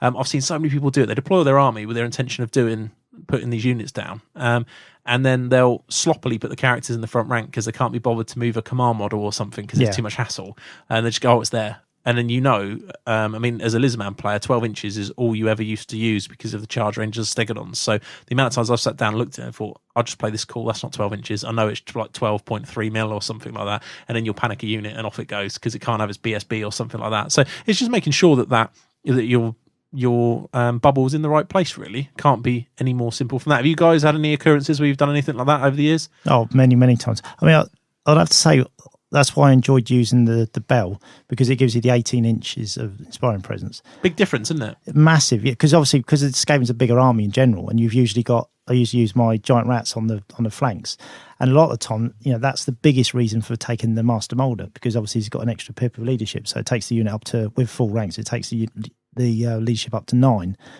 But having the Glacier on the bell and suddenly that 18 inches, suddenly they're at leadership 10. It stretches to them, so it makes a massive difference. No. What about you, Si? Anything you've done over the years? Yeah, it happened at South Coast. I had my Dragon Princes when I was playing Ian Sturgis and his High Elves, and I needed them to sort of stay around with their long charge range to keep his army honest, with the option to Mind Razor at any time with Techless. But I started playing too aggressively, put them outside the bubble, and you think leadership 9, probably chance that, and obviously immediately they both panicked off turn 1, and you start to feel your opponent's controlling the game. No, I can see that. Good example, actually. But it's happened to me since I'm playing the Empire a lot. Sometimes it's avoidable. Sometimes, as you say, you've got to take the risk. But if you really need that unit not to be there, it's really almost the silly ones that you want to avoid, and where you just sloppy, you just move it, forget about it, or the shufflers of the world where you've moved stuff and then you move it all back or shuffle some of it back and you've shuffled it badly and forgotten to leave it in range. I've seen that a lot. Same when it comes to Magic, it's the same with Wizards. I mean, we won't touch on that now, but very similar thing. I see it all the time. You can pre-measure now and people will make sure something's in 24, shuffle it all around, move this and move that, and then it's now just out 24 when it comes to do the Magic phase and they go when it happens. So yeah, it's just being careful, I suppose. If it was something that important, it really is important to make sure that it's probably the one army that gets away with it is Lizards. Having the 3d6. Even then, I still think to guarantee it, and you really do almost guarantee it with Lizards, you need that slan there. But yeah, I mean those and obviously the Unbreakable armies. But but then even in the Unbreakable armies, you see combat, say demons, and they've placed it, but they haven't taken into account that they're going to lose models. Yeah. So they're just on 12 on the back of the unit in front of them. And the unit gets in a big combat, loses the back rank. It's now not 12 inches, it's now 13 inches. Yeah. Then pops. You see it, that kind of stuff. And it's all down to just. I've suffered with that with the Skaven loads of times. Yeah, I can imagine. I sort of lined it up, and then suddenly half the unit goes, and you're like, rubbish. It's worrying sometimes how close you have to be to the back of that slave book to make sure you're like, don't fancy that. But yeah, it's in theory you should be able to do it though, because they can only overrun 12. Yeah. And well, a couple of days ago they couldn't overrun, could they? So it's only because the FAQs come out. So yeah, that was it really. 2 minute thing. Remember your bubble.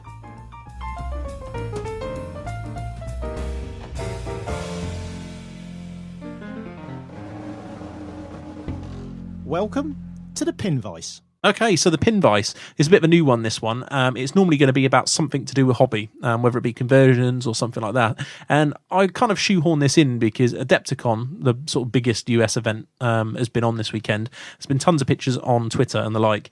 And one of the things that has been chatted about a lot, and we've talked about this and we've been asked this many moons ago on an early show, what do we think of display boards? So I thought, well, we'll have a bit of a chat about this. So Wayne, you've seen the pictures from Adepticon. Display boards, talk to me. I'd like to see them over here. I'd like to see them used because I think it's just an extra thing for players to show off their armies. You don't often get to. Not many people make scenery and stuff. I mean, we had it for years, didn't we? We kept saying we're going to make scenery, we're going to make scenery. We never got round to it. And then I had that kind of flurry where I made loads of it.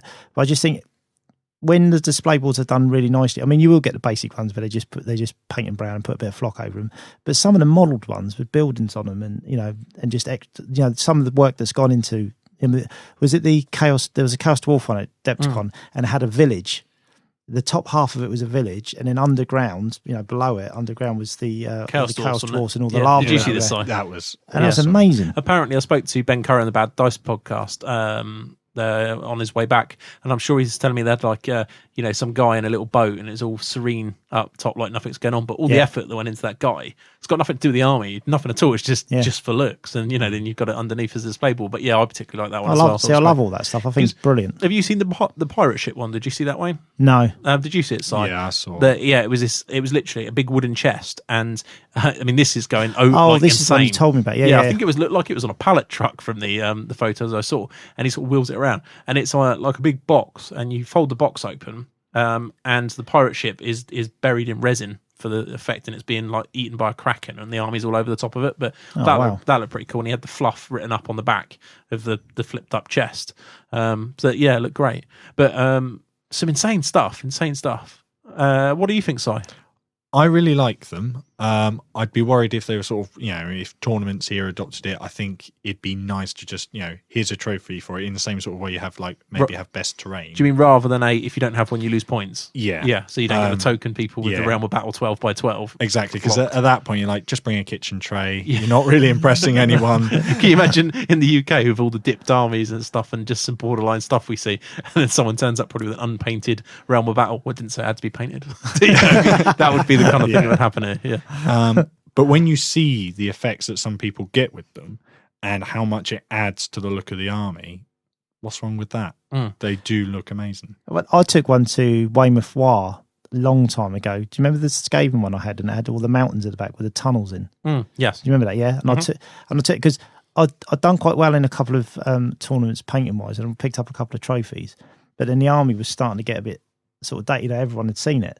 So what I'd do is I didn't change any of the army. I just made this big display board for it. So I made it out of a couple of bits of flooring that you put together. So it's quite long, but then the sides of it and the back of it was all made out of like polystyrene and painted and textured. And then I had cave entrance. So the army looked like it was marching out of an old dwarf ruin.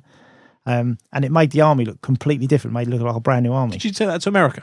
No. No. I would have never get in the plane. I would have never got it. Never got it over there. But no, I had it. I took it to a few tournaments over here, but I mean, that was years and years ago. But it's a great way to. I mean, I don't think it'd be that long before someone does it, because suddenly they're going to go, do you know what? My army's okay, but then suddenly they put it on, say, the top row of tables because they get nominated, and then it's on this really fantastic display board. More, especially when you've got players' votes in tournaments, people are going to get drawn to it, and they're going to vote for even it. at the South Coast, people had themed scenery with it, didn't they? It's not a massive step forward, is it, to put it on there? Yeah, but the overall look of it, if you've got your army actually on a purpose-built display board and everything matches and works with it, it makes a massive impact on how your army looks. Can you hear the internet warriors already, though? Sort of like, well, that helped him win best army, but it isn't actually his army. That's not on the table, so why should it count? Why should it help? That is something that I looked at some of the photos on Twitter and thought they're really cool, their display boards, but you didn't see the army at that distance, so it might be that the army's completely rubbish, but the display board was awesome. But the Americans call it best appearance, is it? Yeah, I think that was what it's called. Yeah, but maybe we could do a trophy set at the South Coast. It's called like best presentation, which is to do with that. And again, it's just another arm, like we have coolest army. It'd be another arm to give to those people that are in that kind of thing. I definitely wouldn't score it. I never think it should be a turn up with the display board, because as you say, just turn up with a bit of corrugated cardboard painted green like you were when you were 12. That kind of thing. If you were going to score it, you have to have a criteria for it. When you'll be, you will get extra points if it fulfills this criteria and you have done it properly. If not, don't bother bringing one. No, but then you're going to get the hardcore tournament players are going to be like, well, what's that got to do with the game? And it's like, well, and this is when you get the argument we've talked about many times, where it's a hobby, and it's one aspect of the hobby. Yes, but no, I was quite excited after Adepticon. Don't know about you guys have seen it. It was quite. It's one of those things that I'd probably never get round to, but if I spent enough time on an army, it would be quite cool to be able to do it. I've got one. Yeah, I've got one off Brian, because I can't remember who makes them. Is it? Battle Foam do one. Yeah, they Battle do. Foam, They do yeah, one got- you could pack, because Yeah, the American tournaments gave points for them. They saw the niche of, well, let's make some that you can carry with you, because it's a tick box exercise to get the points. So, but that's when it's silly, isn't it? Why make someone pack it when Yeah, because Brian had one and he gave it to me, and I thought I'll get around to doing that one day. The only reason I think the main reason I haven't done it is because of the size of it. Even though it's quite a decent size, I couldn't get my Skaven on it. It's just too small, But I think any other army you'd get on it quite easily. No, it's good news. That is good news. So yeah, display boards. I'm interested to see if you've spent a long time doing a display board. We're interested in seeing pictures of some really good ones. We'll post them up with a future show thread or something. If you can email them to us, Dan@Heelanhammer.com or Wayne@Heelanhammer.com. We'll be very keen to see those. And also work in progresses. I love work in progress shots where you see how it was built and stuff. That's really cool. So if you've blogged it or anything like that, please send us the links. We'll be very interested. Okay, so a little bit on that. Let's move along.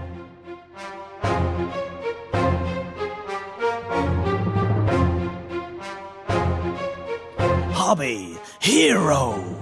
Hobby Hero. I've been looking forward to this one, actually. So we put the call out a couple of weeks ago about had anybody done a 2-day big tournament and gone, I can't use a phrase because it's a family-friendly show, but gone out there with their Tomb King on a War Sphinx. And one man, Steve, replied, and he did go out there.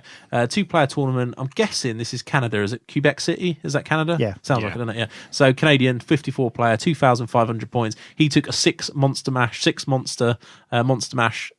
King list.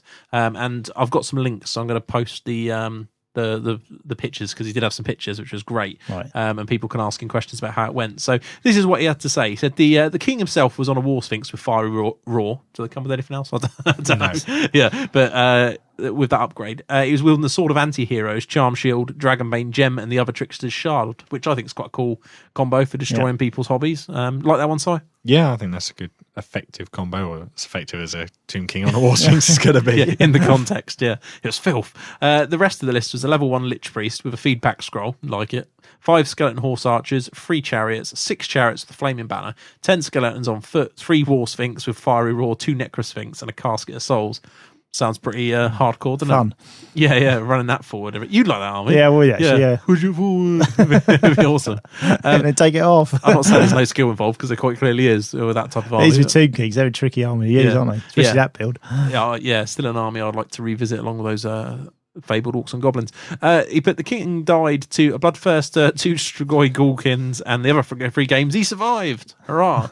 So he put 2 games in a row. He faced this Strigoi Ghoul King in a challenge, and the Ghoul King killed the king. But the Sphinx with a breath weapon of Thunderstomp killed the Ghoul in return. Awesome. The mount is better.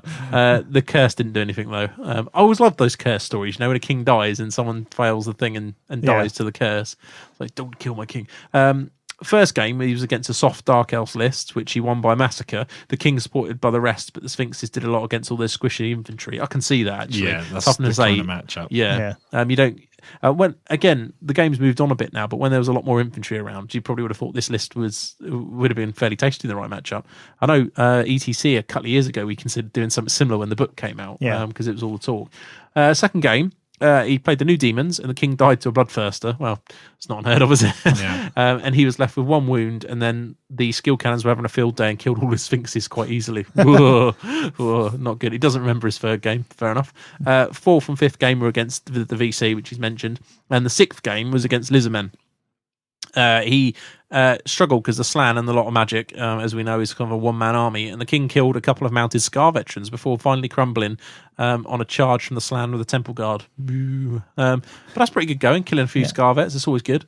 And then he rose to the challenge. He did it. He did well. Yeah, this is it. I mean, this is pretty good going. The king was okay. This is me asking him about what he thought about the king in the general. He said the king was okay. I think he survived since I had a lot of big targets for distraction. He's okay, but not great. I'm tempted to run him again with less Sphinx, maybe a Necro Sphinx and another War Sphinx. So a total of 3 Sphinxes. The army was impressive with the all big monsters. Against Empire with cannons and demigriffs, it's a horrible matchup, and Ogre's a tough crowd as well. So there you go. But all we got to say to you is you are a hobby hero. We're well impressed with that. Any questions, boys, on that? What's your thoughts? Proud? Brave man. Yeah. No, you don't expect many people to do it, but the fact that he's actually taken it to a tournament and he's actually giving it a proper run out, against varied armies. No, it's good. Really good. Have you ever ran any of the Tomb King in their side, in your list? I know you've ran some crazy stuff. No, I haven't had a chance on that one. I haven't had a chance. I obviously would have before I boxed my Tomb Kings. But it is nice to see people using any of these choices, and it's one of those things. If you play against that in the tournament, that's actually the game you tell everyone. Even if you then smash him, you'll tell everyone. Yeah, but the guy had this. Yeah, exactly. Yeah. Well, it's like that Frostblade story, the famous Frostblade story. But yeah, not quite as bad, but almost. Yeah. I got schooled up by this king on a War Sphinx. It'd be amazing, wouldn't it? You lost to what? Yeah. But fair play to him. I love these stories. These are the kind of stories that why we got into the hobby. I mean, you might. I don't know actually. I forgot to ask Steve whether he considered it was a strong list before he took it, because he might just have thought it was the shizzle when the book come out, and that's what was going to smash people up. I mean, we're laughing about it, but no, it's great. I suppose it's not as game ending as it would be if it was a vampire lord on a coven throne and your whole army disappears. Where the king's imagine if he got lucky with the draws though. He just happened to get Dark Elves 4 out of 6, whatever, just heavy infantry based and not much, no cannons. He'd have done really well, wouldn't he? Because that would, have done a lot of damage to that army. I bet it's quite fun as well when you can combo, say, 2 or 3 of those Sphinxes, pop all 3 breath weapons. I mean, the only thing is, I think you because you haven't got the magic buffs, because Tomb King seems so reliant on magic buffs that I think that list would be much more fun with more points in magic. But I don't know how you protect them. So yeah, and whether you could get him in, I suppose, because I don't know how many points the king is, but he's got to be most of your lord allowance, hasn't he? Yeah, I'd imagine so. And then you'd have to drop Sphinxes to get more magic in, and then you need to worry about protecting them. And it starts to get, you realise, it's a normal Tomb King army. Yeah, then you start getting Necronites and catapults. And you kind of have to take all the other Sphinxes and next Sphinxes because it's a theme. Well, you have to, because if he's just there on his own, he's just one target for all the cannons, isn't he? Yes, this is true. So you have to take the others just to protect him. No, I agree with you. But yeah, Steve, we salute you. We do indeed. Oi, geese. Oi, oi. Hello, sweetheart. Show us your tips. Okay, show us your tips. I hope everyone liked that filler, by the way. That's the first time we've played that one. Me and Wayne spent a while doing that one, didn't we? Yeah, minutes. Yeah, whole 2 minutes. But yeah, enjoy it. That's about as as PG as you're going to get from us, I suppose, with our fillers. So this one was quite good. And so this bit, we asked you a couple of shows back, or might even be in the last show, to send us your hobby tips, because we like to share good ones.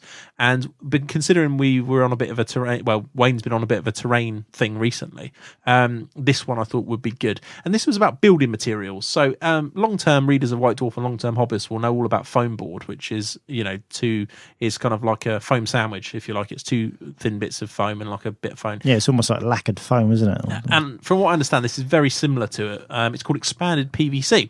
So a guy named Christian, who is the Bishmeister on the Warhammer Empire forums, he sent us a quick email. Well, it wasn't just a quick email. It was an email with some links to all his blog and everything.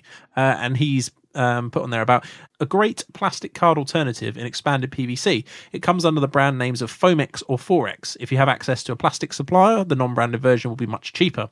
It is usually white, but you can get it in other colours if you needed. It generally comes in sheets of 8 foot by 4 foot, which is great if you club together with some mates and use a lot of it. It comes in thicknesses of 1 to 10 mil and is often used by sign writers and graphic design companies for displays, which is why I think it's very similar to this foam board. Yeah.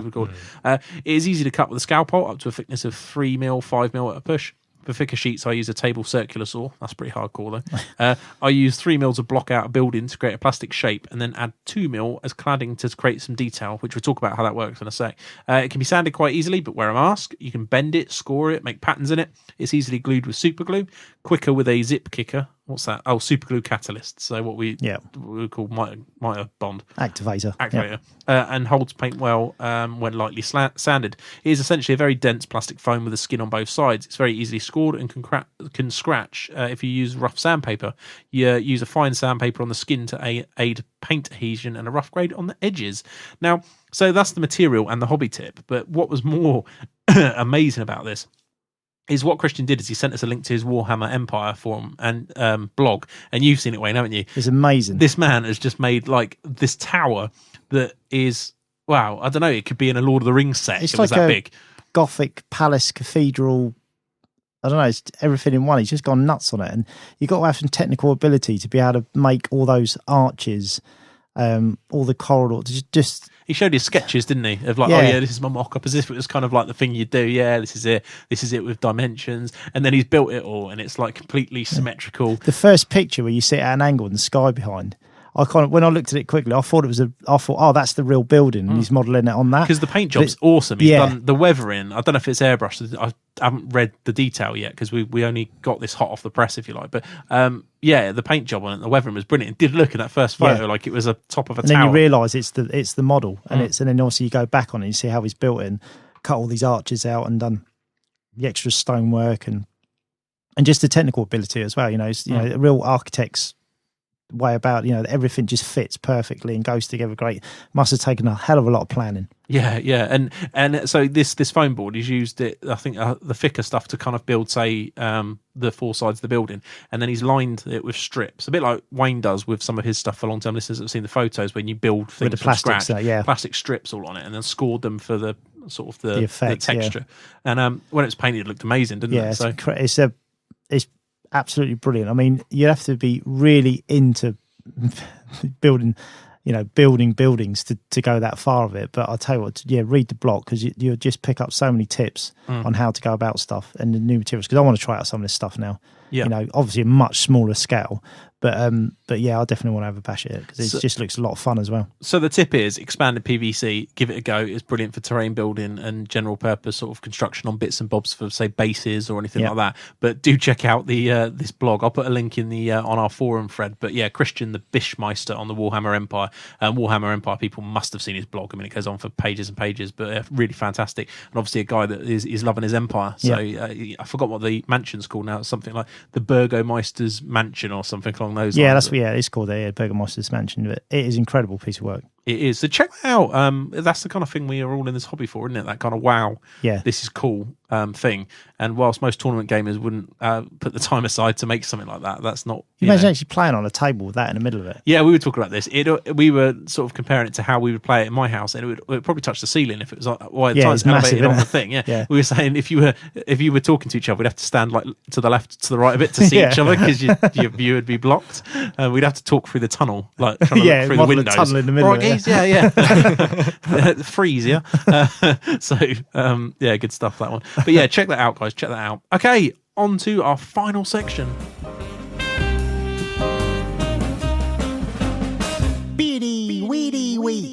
Beardy Weirdy Weeks. So time to talk about what we've been up to and also what Si's been up to. So Si, why don't you kick us up? What have you kick us up? What? Si, why don't you kick us off? What have you been up to in the recent weeks of the hobby? I've been working on my second High Elf army, which some people may have seen if they follow me on Twitter. They've sort of seen bits and pieces of it, which is Avalon themed. So I've got lots of the old handmaidens, which I'm slowly working through.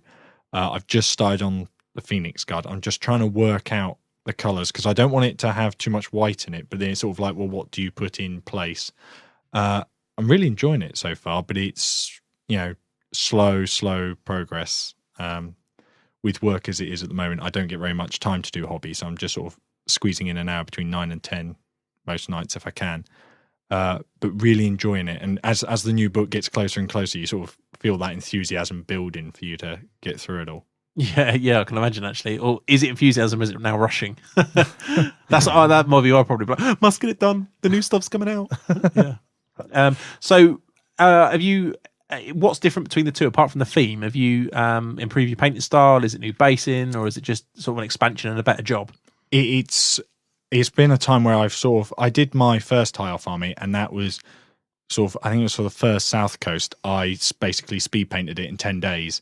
And then once you've got that, you kind of look, and every time you add a new unit, just paint it quickly so it matches the rest. Whereas this time I've really tried to stretch myself. That's when I got the Winsor Newton brushes. I talked to Wayne and he did his pitch for the Foundry paints, so I had to go with those. You should be going on commission, mate. I should do, yeah. We both should. There's a deal. Yeah. And I tried to get some models from other companies as well. So I've got a giant eagle and a giant owl from the Cool Mini or Not resin range, and they look fantastic. I've painted one, which is the eagle. You did a really good job on that eagle, didn't I, a couple of weeks ago? Yeah, looks really good. The owl, when you're assembling someone else's models, as in another company, not Games Workshop, all the criticism you have about the price of Games Workshop disappears. Because it's like, okay, where's that mold line going? Yeah, right over all the detail. Where's that? Yeah, and it is cleaning up takes so much longer. And the gaps in those two birds were massive, weren't they? Oh, like Privateer Press. Awful. You see some of the Privateer Press stuff I've tried to put together over the years. It's like you need a degree in hobbying to put it together. You need araldite and massive pins and a ton of green stuff to put them together. So I can imagine actually. A bit like the time years ago, I don't know if they're still going, but Black Tree Miniatures, I think. Yeah, Black Tree, they were had the flimsiest models in the world, and you had to be careful what you were doing with them. Yeah, like you say, it just the engineering these days on Games Workshop models makes them worth every penny, I think. But I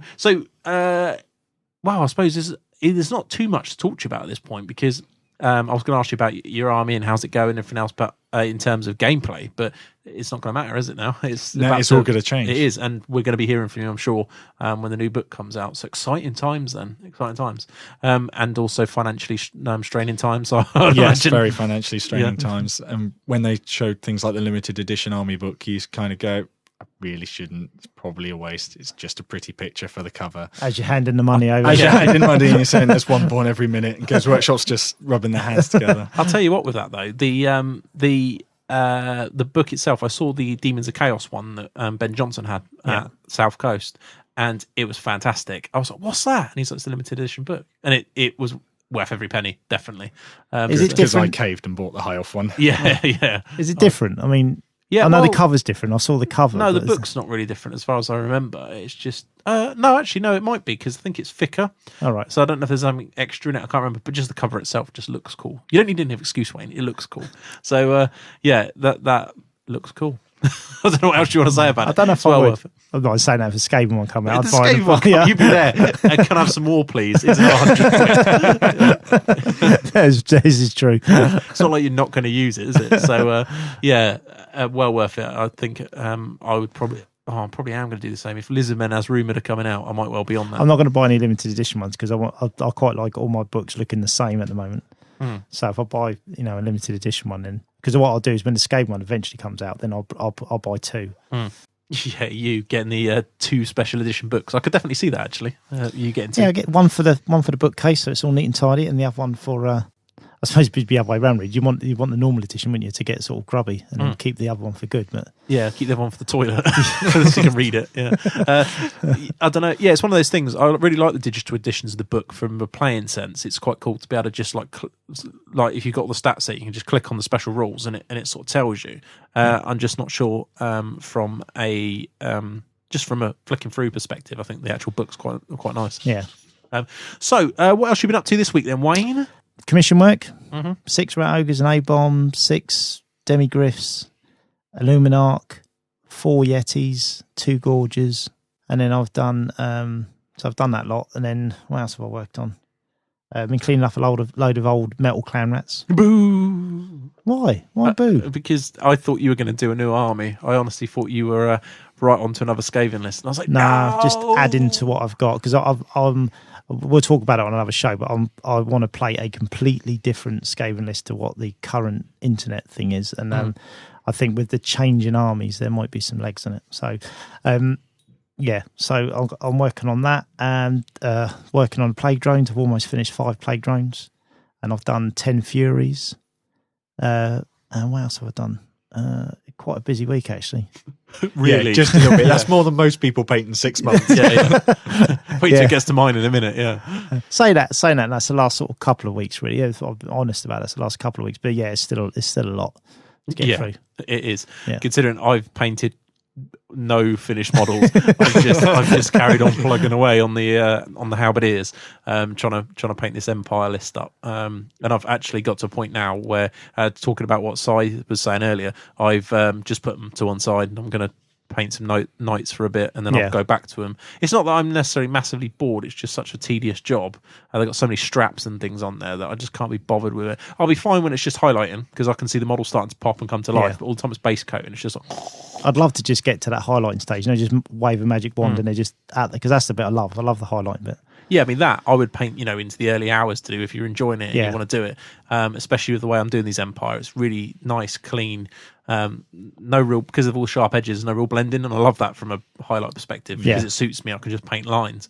When you've got open spaces and you've got to worry about the blends, and being how sort of OCD I am with some things, I'd just sit there, even if it's not very good, I'd still keep trying and it would slow it down. But these shouldn't take too long. But yeah, I'm looking forward to doing that. So my week's not been as productive as yours. I have managed to get a new Dan's Den blog on the Saucy, a new one. I've suddenly discovered the magic that is the Tapper Talk app. Have you seen that, Si? Have you got an iPhone? No, I don't. No, I don't know if you can get it on Android and other operating systems. We need to figure this out. But you were talking to me about this the other day, and I need to get that sorted on my phone, because that'd be ideal for me to. Yeah, think like Twitter on your phone, but with a forum. If the forum's got Tapper Talk like native thing installed on it, which the Heelanhammer one has, you can add it to your app, and it's just easy to see like all the new posts. You should just tap on it. So you can basically do a blog. Yeah, and you can blog and take photos straight off your phone and upload it like you would Twitter, because our forum's got the setup for that it. Does sound good. Yeah, so I mean, normal users of the forum can use it if they've got it. So if you're part of our forum and you want an easier way to upload your blog photos without having to link it to PhotoBucket or whatever,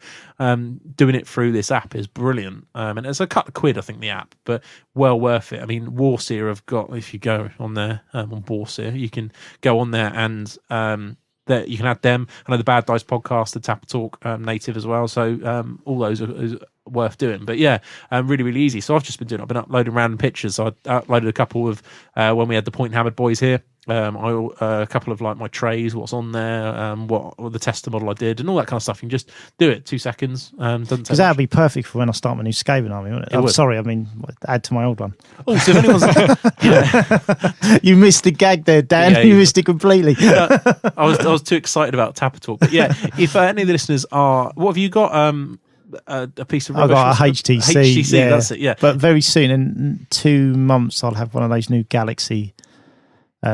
All singing, all dancing phones. Cool. So if anybody on those operating systems knows the answer to whether you can get Tapper Talk, can you let us know and tell Wayne how to do it? Because it will definitely benefit you as listeners.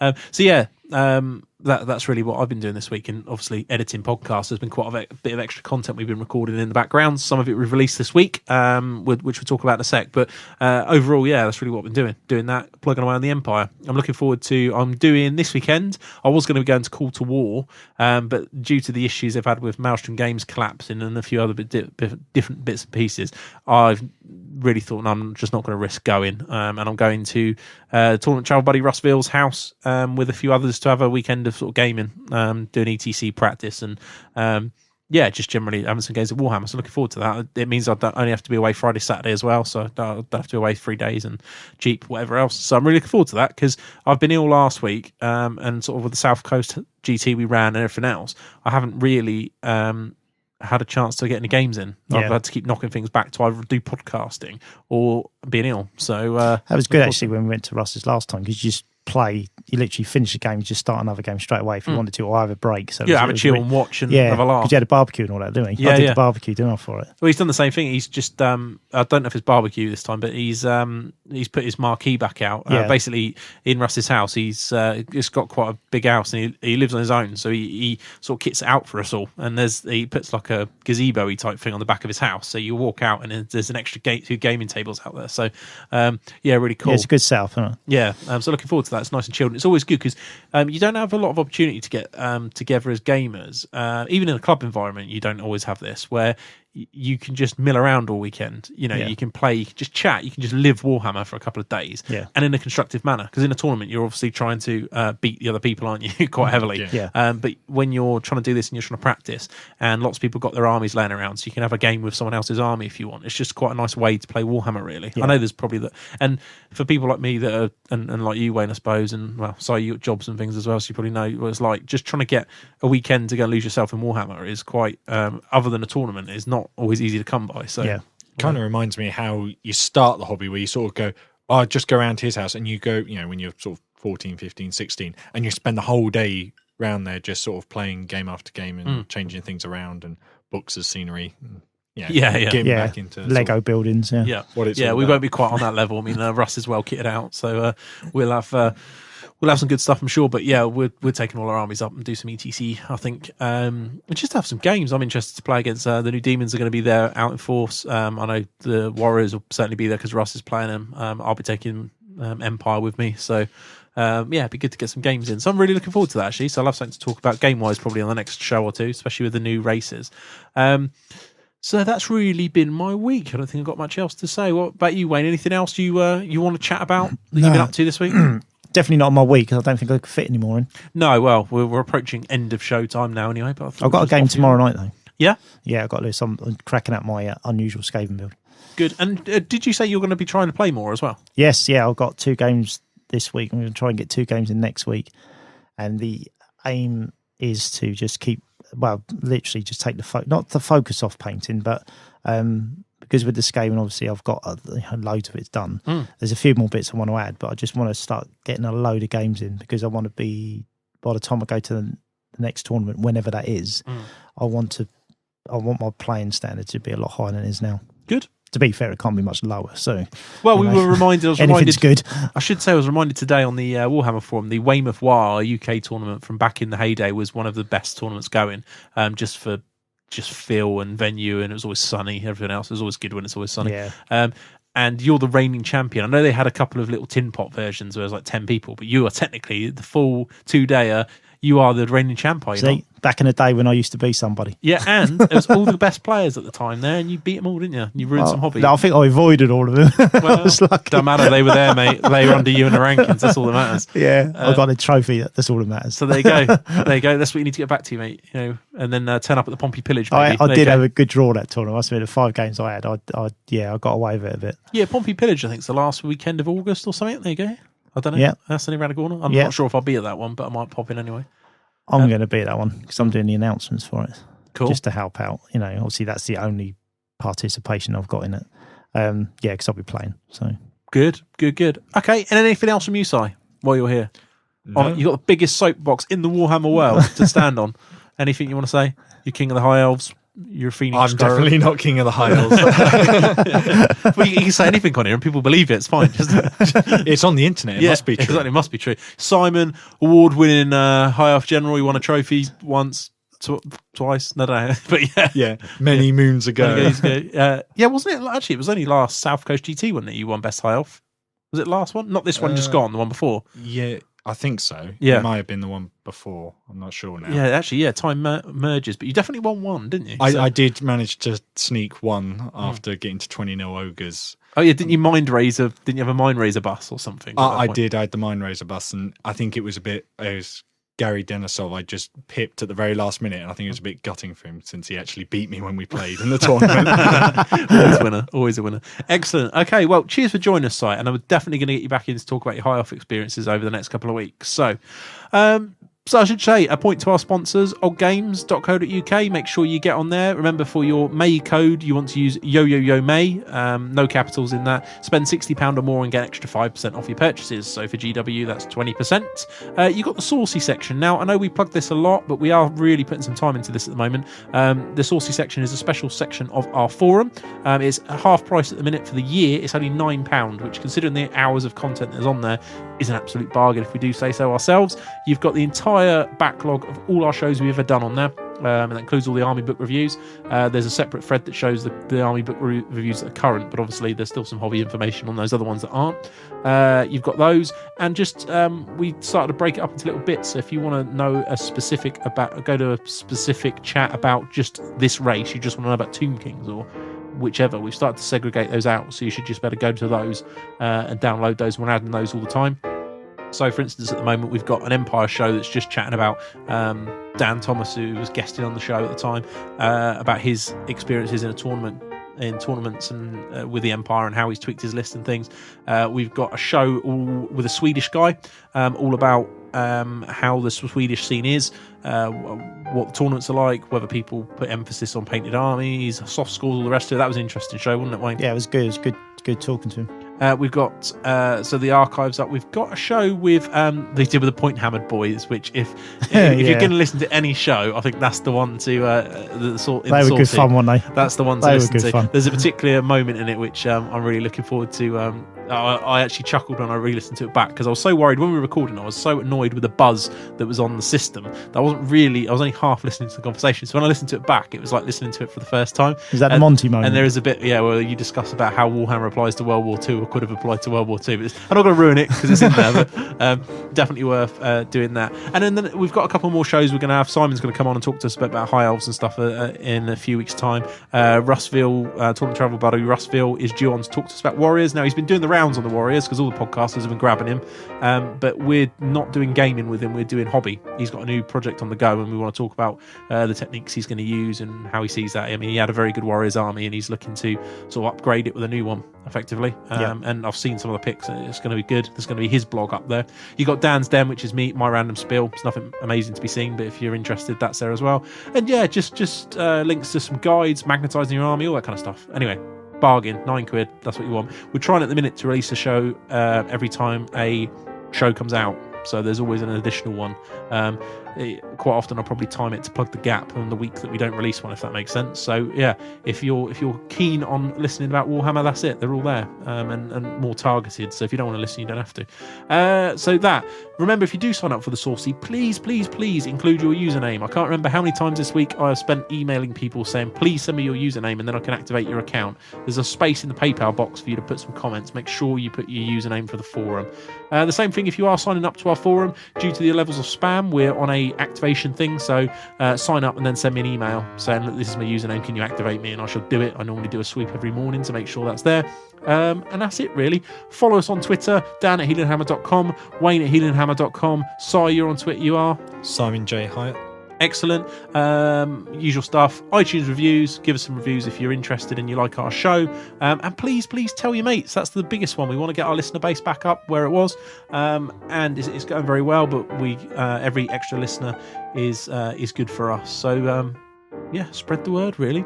Wayne, anything else before we go? I think you've pretty much covered everything there, haven't you? Good. I hope so. There's always something that I miss when I come back to editing this at a later date, but hopefully you guys have enjoyed today's show. And as always, we'll see you in a couple of weeks' time. If you want to hear us in the meantime, you know where to go. The Saucy section. See you soon. Bye-bye. Bye.